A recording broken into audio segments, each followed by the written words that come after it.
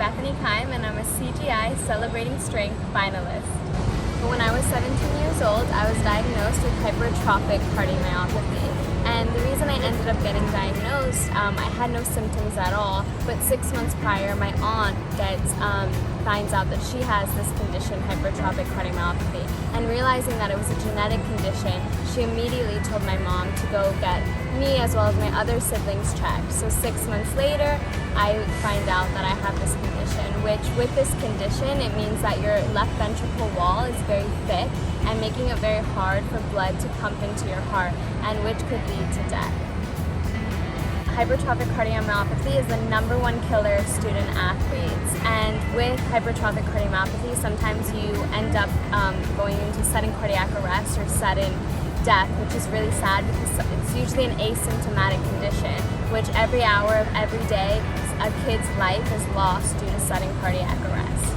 So being 17, a week prior, I accepted an invitation to dance with Miami City Ballet in their pre-professional program. So that meant leaving my normal high school and doing that 6 days a week, 6 hours plus a day. And so 1 week into the program, I get diagnosed with this life-changing condition, and I was like, I kind of really didn't know how to react, and it was kind of new, and knowing that this condition is the #1 killer of student athletes, and myself being so active, I thought I might have to give it up.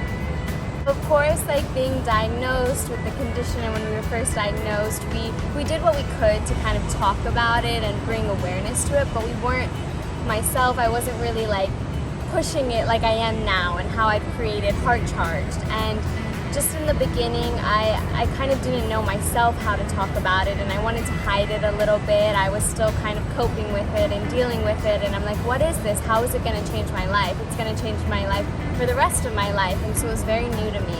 And then when I went in to get my, right here, my implanted defibrillator in, I started realizing there's probably so many other young people out there that are feeling the same way I did, that they're struggling the same way I did. And I was very blessed to have my sister who has the same condition to go through this with. But I was like, I need to reach those people. I want to find those people and talk to them to feel a little less alone.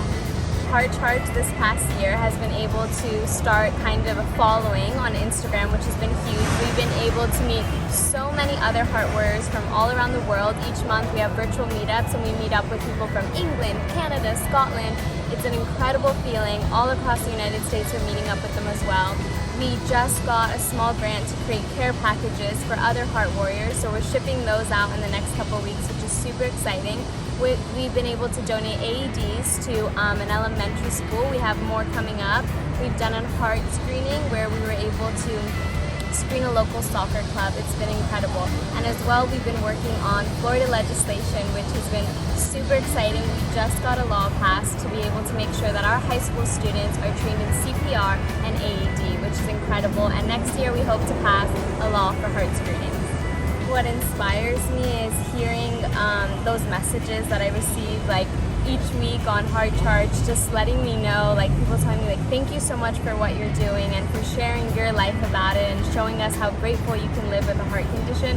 That's truly super inspiring to me and just like fills me up with so much joy. But as well as what keeps me pushing and what motivates me is hearing of these deaths that could have been prevented, and it happens all the time. It's happening every hour of every day, and that just literally breaks my heart and what keeps me pushing to make sure that we have these changes and we're saving more kids' lives.